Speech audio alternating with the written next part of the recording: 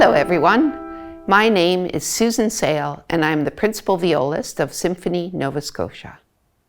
Today I am presenting the pre-concert chat for the concert Bernhard conducts Beethoven and Mahler.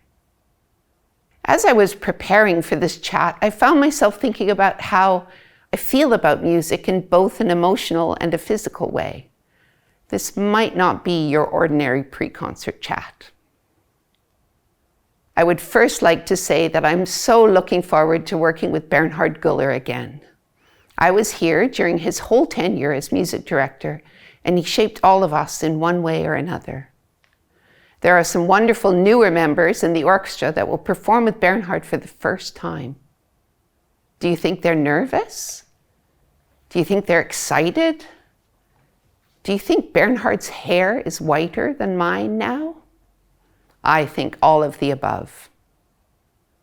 This concert is made up of 3 works that are special to all of us at Symphony Nova Scotia, and I think are probably very special for Bernhard. The first piece on the program is Siegfried Idyll by Richard Wagner. Wagner is most well known for his operas, or music dramas, as he liked to call them. Think the Ring Cycle, complete with horned helmets, poetry, acting, and scenography, all under the direction of the composer. Opera was such a big deal for Wagner that his pure, non-operatic music is seldom heard. Siegfried Idyll is one of the exceptions to this rule. Siegfried Idyll is one of the most romantic pieces I know, and its premiere is one of the most beautiful stories in classical music. As a birthday surprise for his second wife, Cosima, on Christmas Day in 1870, Wagner set up a 13-piece orchestra on the staircase of their home. What a first performance of Siegfried Idyll! After that premiere, the piece was performed every year on Cosima's birthday. Cosima recorded the event in her diaries. When I woke up, I heard a sound. It grew louder. I could no longer imagine myself in a dream. The music was sounding, and what music!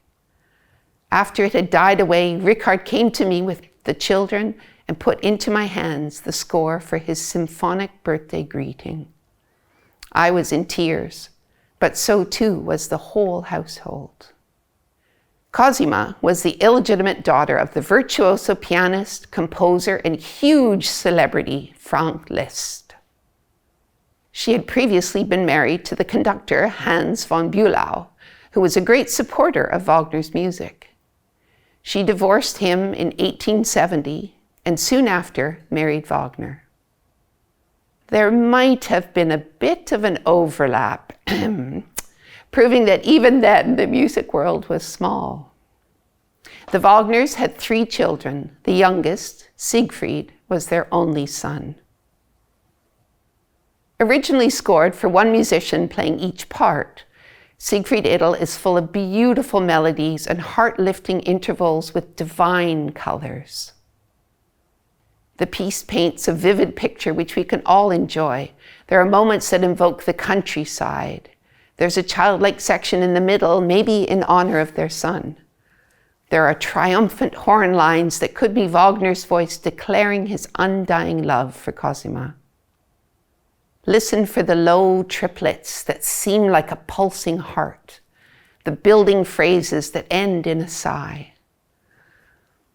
Wagner's musical sources came from some of his own compositions. The horn part, the major love theme, and the melody of the forest bird were from his opera, Siegfried. Other melodies were derived from sketches of a string quartet and a lullaby composed in 1868 that can be heard in the oboe solo. The intimate ending evokes a caress and a beautiful hug. I just want to close my eyes and let the emotion wash over me.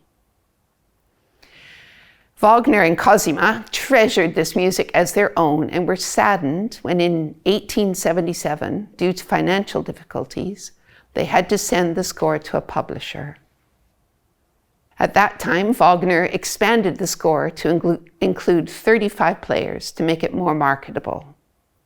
Cosima wrote, "The secret treasure is to become public property."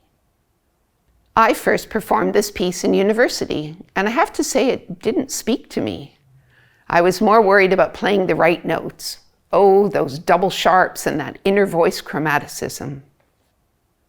After performing this piece with Bernhard a few times, I've grown to love it every time. I, for one, am so grateful for the treasure that is Siegfried Idyll. The second piece on the program is Gustav Mahler's Kindertotenlieder for baritone and orchestra. The original Kindertotenlieder was a group of poems written by Friedrich Rückert as an outpouring of grief after the death of his 2 children from scarlet fever. These poems were referred to as almost manic documents of the psychological endeavor to cope with such loss. The poems were not intended for publication and finally appeared in print in 1871, 5 years after the poet's death. Mahler selected 5 of the poems to set as Lieder. He composed this work between 1901 and 1904. Mahler's late Romantic compositional style perfectly amplifies the poignancy of the texts he chose. Dealing with anguish, the fantasy of children coming back to life, and resignation.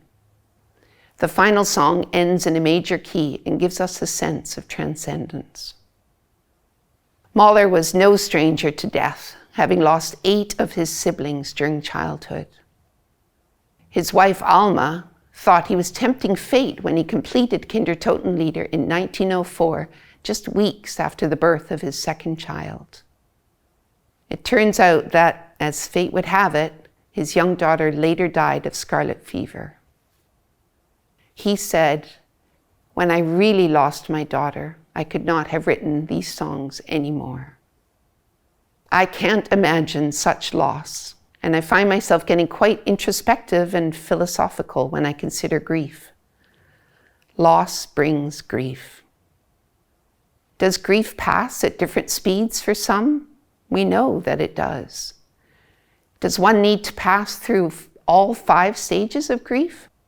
I don't know, but I do know that Mahler has tried to express these emotions through Kindertotenlieder. There is so much sadness that can be expressed by so much beauty. Full of angst, this work is at times difficult to hear, but is also fully descriptive and ultimately leaves us at peace. The writing is dense and often lines move and swell at different times. The songs are to be played as one unit, and Mahler wrote that in performing them, their continuity should not be interfered with. The opening theme in the oboe is the thread that ties the movements together and establishes the dark mood of the work. Mahler manipulates the theme with its dramatic fall of a diminished fifth and the following stepwise rise throughout the work as a whole and also in different instruments. The clashes of dissonance represent difficult, deep emotion. The cycle ends with a sense of acceptance. The last stanza reads, "In this weather, in this gale, in this windy storm, they rest as if in their mother's house, frightened by no storm, sheltered by the hand of God." Many thanks to our music director, Holly Matheson, for sending me her dissertation on Kindertotenlieder. She will be eagerly sitting in the audience, watching, listening, and fully understanding this work. I have waded through the analytical geekery, and that's a direct quote, and feel quite moved by it and eager to perform this work. Our final piece on the program is Beethoven's 3rd Symphony in E-flat major, the Eroica. I love playing Beethoven. Each of his 9 symphonies have favorite passages for me. I'll be smiling many times during this exuberant piece. I do miss more strings, especially in this symphony. It's so happy and glorious that it would be nice to balance the winds and brass without, as I call it, wailing on the viola.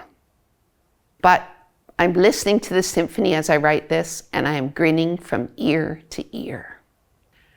Eroica was composed as an ode to the great Napoleon, a hero of the French Revolution. Beethoven admired the qualities of freedom and equality that were embodied in the revolution. He thought Napoleon was like-minded. When Napoleon declared himself Emperor of France, Beethoven was so disgusted that he changed the name of the symphony from the Bonaparte Symphony to Eroica, the heroic. The story goes that he literally scratched out Bonaparte's name and replaced it in his own handwriting with Eroica. Premiered in 1805, this symphony was larger and grander than symphonies of the time.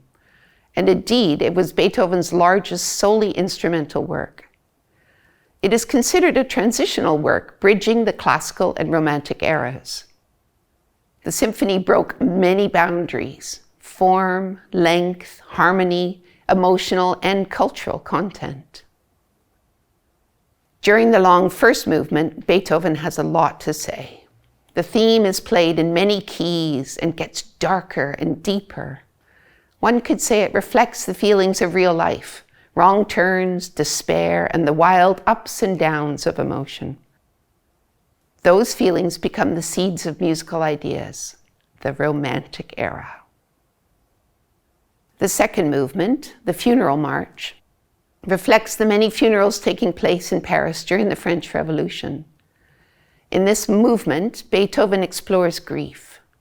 He had known for a while before writing Eroica that he was going deaf.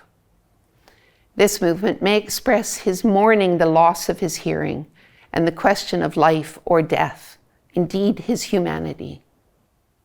The opening begins very somberly in C minor. The theme is played pianissimo, very, very quietly, as if the funeral procession begins in the distance.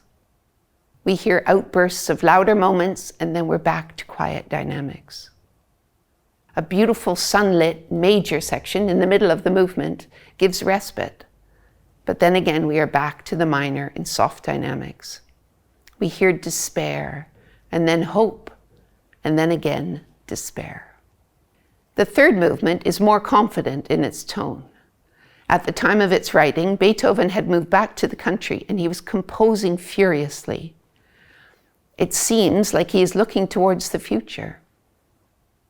Significantly, this movement is a scherzo, when, at the time, composers often made third movements a more stately minuet.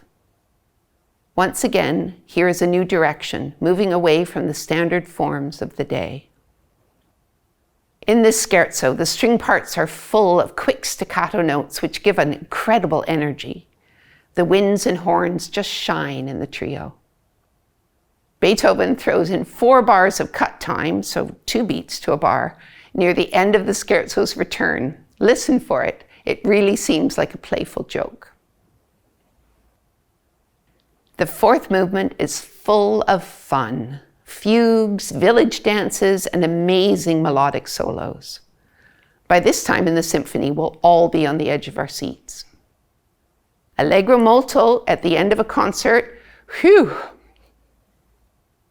Listen for the fugue. It begins quietly and gradually builds as more voices join in.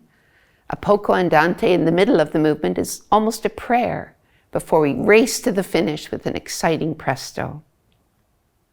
Has Beethoven come to realize that really living life is a heroic act on its own? I'd like to think so. I really hope that you enjoy this concert. Feel the romanticism and let the emotion lead you. That's what I'll be doing for sure. Thank you so much for tuning into this pre-concert chat. That's enough talking from me. Let's get on with the music.